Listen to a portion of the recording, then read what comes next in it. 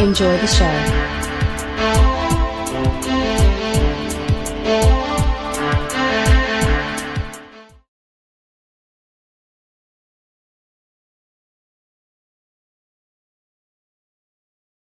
Hello guys, it's me Joshua aka Future Filmmaker 3940 here again, and I'm here with another Halloween month review, and this is for the 2011 American science fiction western film. Like I said, I'm not just going to be tackling on horror movies, I'm going to be tackling on other genres. So this is the film called Cowboys and Aliens, based on the 2006 graphic novel of the same name, created by Scott Mitchell Rosenberg and directed by Jon Favreau, written by Roberto Orci, Alice Kurtzman, Damon Lindelof, Mark Fergus, and Hawk Ostby, based on a screen story of the latter two along with Steve Oedekerk, and directed by Jon Favreau. So this movie basically tells the story of an amnesiac gunslinger, and the name of the gunslinger is an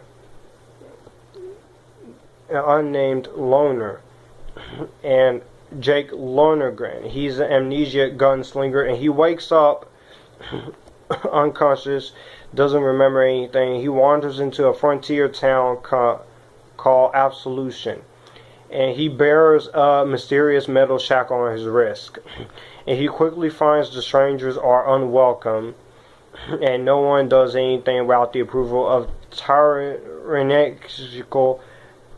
Colonel Dollarhide, who is played by Harrison Ford. But when Absolution faces a threat from beyond Earth, the stranger finds that he is its only hope of salvation, and he unites townspeople, outlaws, and Apache warriors against the alien forces in an epic battle for survival. And also a mysterious traveler joins them along the way by the name of Ella Swenson. This movie is underrated. A lot of people say this movie is non-ironic, and this movie has a straight non-ironic tone. No, this movie is really good. I really enjoy it. This movie had a $163 million budget, and this movie underperformed, only making $174 million. This movie should have made more money than Green Lantern, because Green Lantern underperformed too.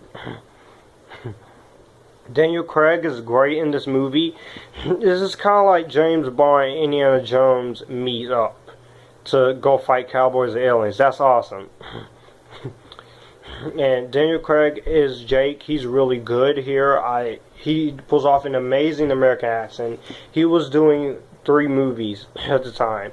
He was filming this movie, Skyfall, and doing The Girl with the Dragon Tattoo, the David Fincher version, which I love. And I have to say that he's really great in this movie. Harrison Ford as Colonel Woodrow Dollarhide. He's really great here, and he is a little grumpy, but he also lets Daniel Craig help him out with what's going on.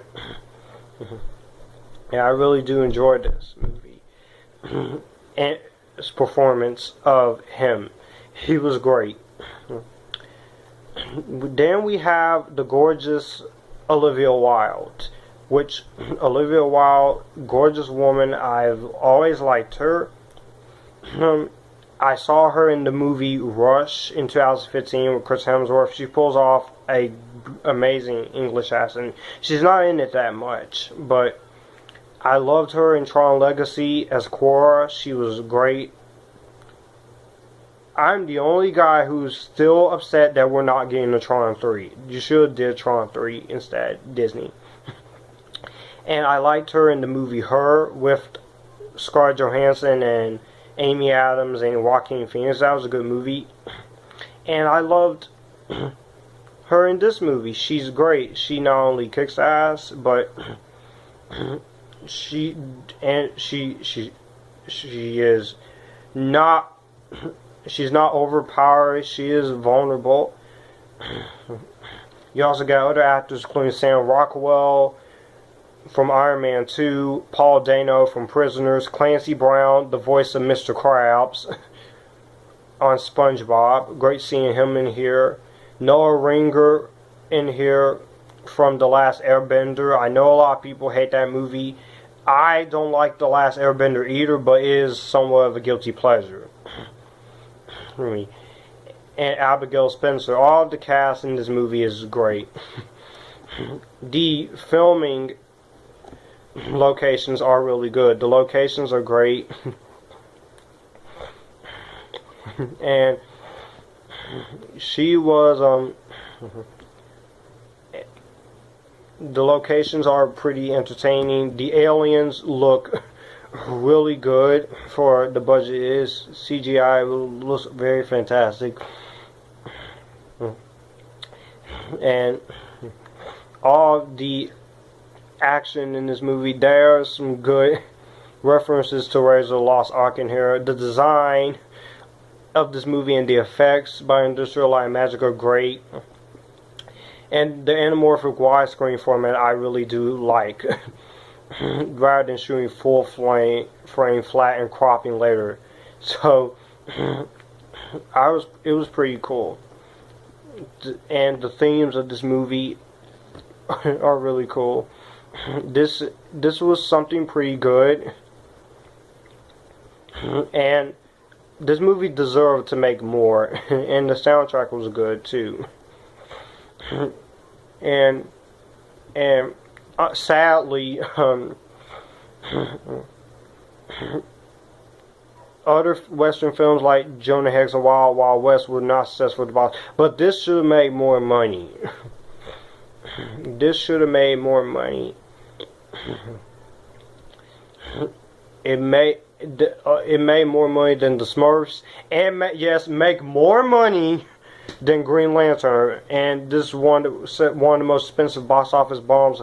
This movie, I don't think of it as a box office bomb. I think this is a good movie. And there is an extended edition. I have not seen it.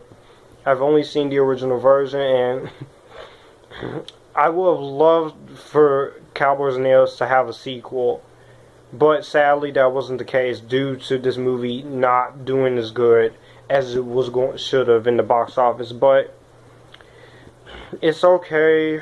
Sometimes stuff like that happens. But Cowboys and Aliens is an underrated movie. This movie is really good. And this movie was shot on 35mm film and widescreen picture. So, this movie I recommend watching. If you haven't seen it, I recommend it.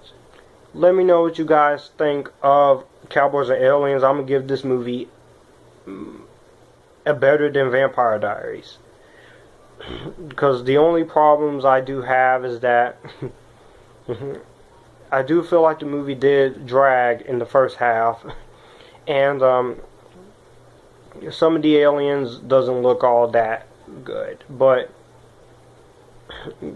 yeah. And if you like this, you can come here. We can have a good time. Because again, I'm changing my outro from we can all have a good time to we can have a good time. So bye.